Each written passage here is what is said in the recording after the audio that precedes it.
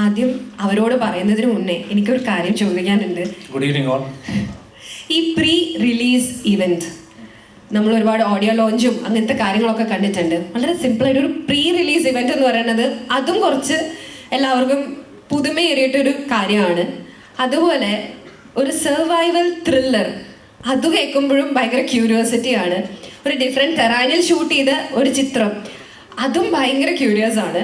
അതുപോലെ റുബൽ ഖാലി എന്ന് പറയുന്ന ഒരു ഡെസേർട്ട്, അത് എല്ലാവർക്കും അറിയാവുന്നതായിരിക്കും, പ്രത്യേകിച്ചും പ്രവാസികൾക്ക് വളരെ പരിചിതമായിട്ടുള്ള ഒരു കാര്യമായിരിക്കും. നമ്മുടെ എന്താ പറയുക, ലോകത്തിലെ തന്നെ വളരെ ഡേഞ്ചറസ് ആയിട്ടുള്ള വലിയ ഡെസേർട്ടാണത്. അവിടെ ഷൂട്ട് ചെയ്യാന്ന് പറഞ്ഞാൽ ചെറിയ കാര്യമൊന്നുമല്ല, കുറച്ചധികം ബുദ്ധിമുട്ടിയിട്ടുണ്ടാവണം.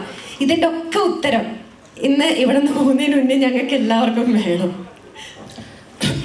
First of all thank you all.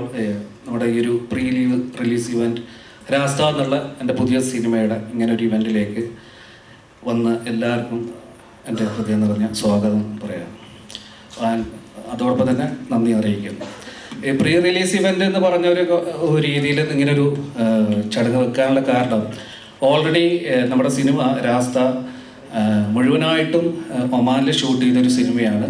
അതുകൊണ്ട് തന്നെ ഈ സിനിമയുടെ ഒരു പൂജയോ വേറെ അനൗൺസ്മെൻറ്റോ കാര്യങ്ങളോ ഒന്നും നമുക്കിവിടെ ചെയ്യാൻ പറ്റിയിട്ടില്ല. മാത്രമല്ല അതിൻ്റെ ഷൂട്ട് കഴിഞ്ഞ് വന്ന് അതിൻ്റെ സോങ്സോ കാര്യങ്ങൾക്കോ വേണ്ടിയിട്ട് ഒരു ഓഡിയോ ലോഞ്ച് പോലത്തെ ഒരു ഫംഗ്ഷൻ ഇവിടെ നമുക്ക് അറേഞ്ച് ചെയ്യാൻ പറ്റിയില്ല.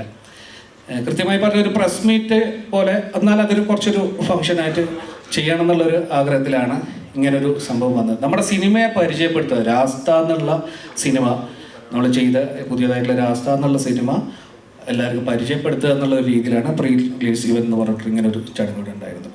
കൊളുത്തി തന്നെ നമുക്ക് ഈ ഒരു ചടങ്ങ് സ്റ്റാർട്ട് ചെയ്യാം. എല്ലാവരെയും റിക്വസ്റ്റ് ചെയ്യുന്നു സ്റ്റേജിലേക്ക് വരാൻ.